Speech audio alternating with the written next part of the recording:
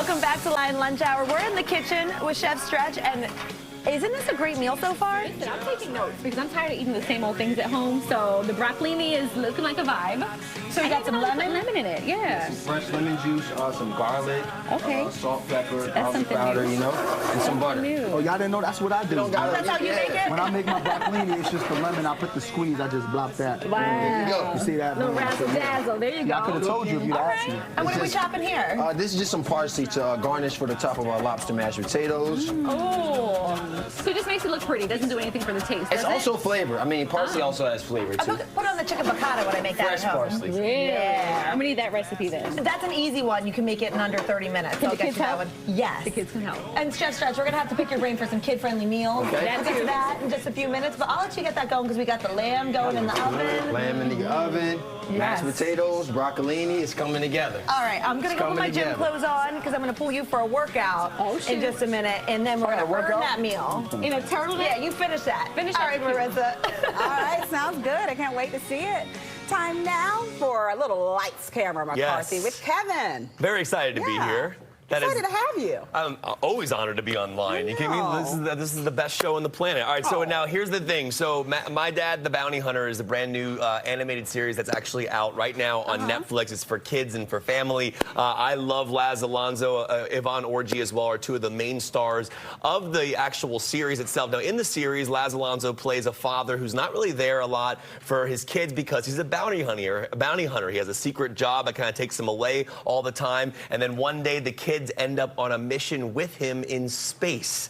And obviously this creates a lot of drama and intensity and fun for the family. But Laz Alonso and Yvonne Orji, to me, are the two big names in the cast, the two voice acting performances in the cast that are amazing. And I did speak to both Laz and Yvonne, and what's really cool is they both have DC connections. Laz was born here in DC, went to Howard University, and Yvonne grew up in Laurel, Maryland, and she went to George Washington University. So they talk about their DC connection, but also because the movie focuses on work-life balance. We just talked about how they actually get around that with their work, because he's shooting The Boys, he's recording the voice work here for this. How do you actually get time with your family? So here's Yvonne Orji as well as Laz Alonso talking about their DC connections.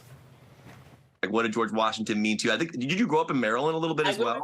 Yeah, Laz and I were just talking about how we, when we say DMV in LA, people think we're talking about Department of Motor Vehicles, and Yes. we are not.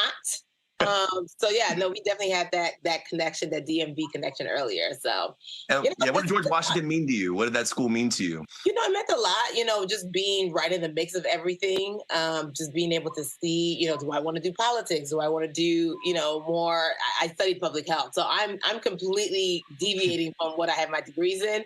But, I still use those things, in my real life. And I apply it, either through philanthropic endeavors. But no, GW was great. I had an amazing time. And, living in Laurel, Maryland, Is there anything specific that Howard still gave you that you still think about today when you act? Yeah, I mean, to me, it's intangibles.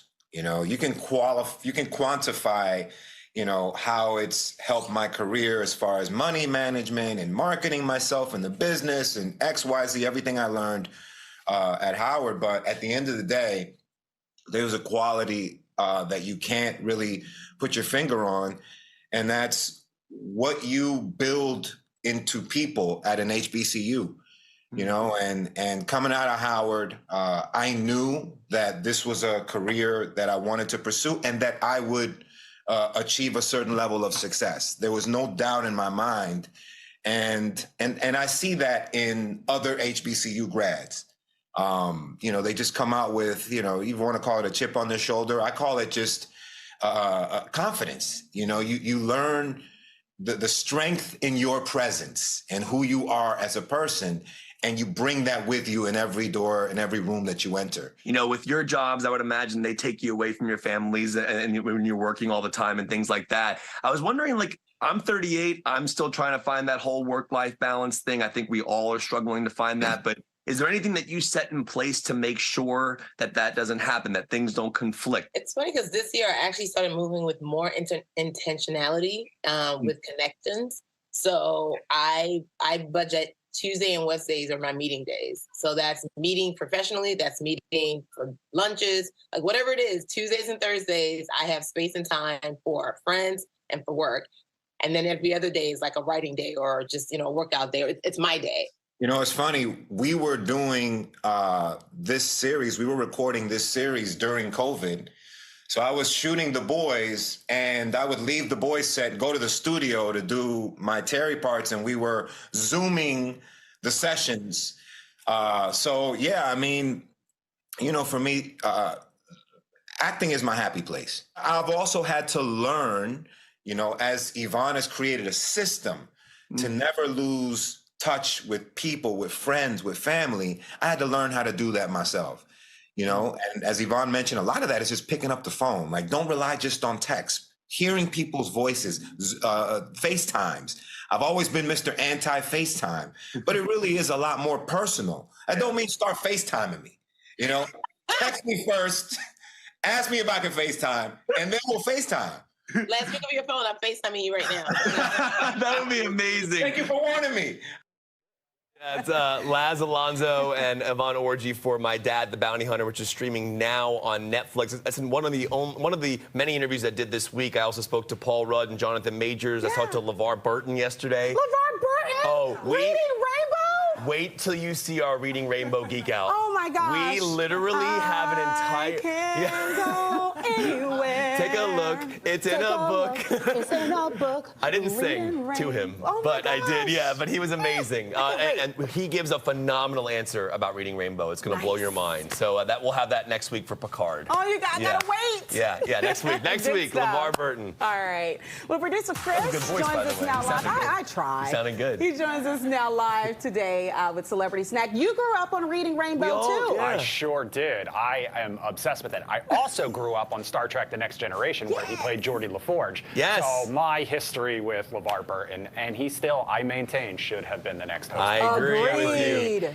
Dude, one of the nicest However, guys that's not ever. what I'm here to rant about today. I'm here to rant about romantic comedies because, as we all know, the key to a successful one is chemistry. Chemistry between your two lead stars. And sometimes you kind of have to keep that chemistry going when the cameras stop rolling, when you're doing the promotion for the movie. And that's a lesson that Ashton Kutcher and Reese Witherspoon learned the hard way. So you may have seen what we're talking about here. They have a new movie coming out tomorrow. It's called Your Place or Mine. They play best friends, total opposites who swap homes for a week. They get a glimpse into each other's lives that could open the door to love. Sounds amazing, right? But it's their red carpet appearance that is getting all the attention, unfortunately. You may have seen these photos going viral over the weekend. Many people called them awkward and uncomfortable. Others compared them to a brother and a sister forced to take a picture together on vacation.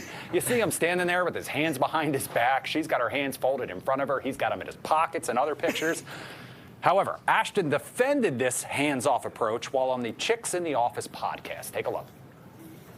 People have been talking about you and Reese Witherspoon's pictures on the red carpet. I don't even know if you saw this. And that they're awkward and you guys won't put your arms around each other. You guys got memed. You've been memed. Yes. Hold on. My wife called me. She texted Reese and I together. She's like, guys, you gotta act like you like each other. And I'm like, what's going on? He says it looks like you guys are in a school photo.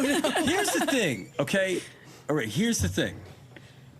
If I put my arm around her and was like all friendly with her, I'd be having an affair with her. Like that would, the rumor would be that I'm having an affair with her. Right. If I stand next to her, I put my hands in my pockets, so there's no chance that that could be the rumor. The rumor is we don't like each other. Yeah, you guys hate each other. Yeah. So you heard him there. We're really good friends. We're really close. I don't have to defend that. He's overthinking the picture. I don't have to defend it. You heard him there. Even his wife called him out for the awkwardness. Reese and him both said that she emailed and texted them to say, act like you like each other. However, they say, it is all in good fun. They do actually get along. You can see how that chemistry actually plays out, though, tomorrow because Your Place or Mine premieres on Netflix. So I'm curious what you guys think about this. And I know we have a romantic lead out there and an actor out there, so I'm curious how you kind of manage that. How do you make that chemistry but also respect the I can relate to institution of that. marriage. You know can. why? Because DeVal has been on the carpet with Crystal, and I'm like, why are you standing like you're in a jail pose? It's like the standing here side by side, shoulder to shoulder. But you said the same thing that Ashton said, right? Yeah, it's just, I'm just chilling. Because people will assume there's Absolutely. more to it. They already are assuming. Imagine I'm sitting there with Crystal like. Yeah, Ashton Kutcher's not wrong. No. I saw someone tweet that they should have gone to the school of Jessica Chastain and Oscar Isaac's press tour for that marriage show on HBO. Yes. Because they're both in relationships, and they both on those carpets looked like they were in a relationship together, but it was all. They're friendly They're for the friends. cameras kind of But thing. isn't that the do too point? much. Isn't it the point Yeah. to show the camaraderie and like the Exactly. connection? Yeah, No, yeah. that's not the point. It's not the point. No. Well, We're then not going to pay attention to the Listen, extras. Twitter is a very real place, but it's not also a real. terrible But they place. come at you real hard. They do. Look how close they're standing. Nope. When I'm on a red carpet, I'm just like this. what's also Straight terrible ahead. is the fact that you still are drinking my I drink. know, right?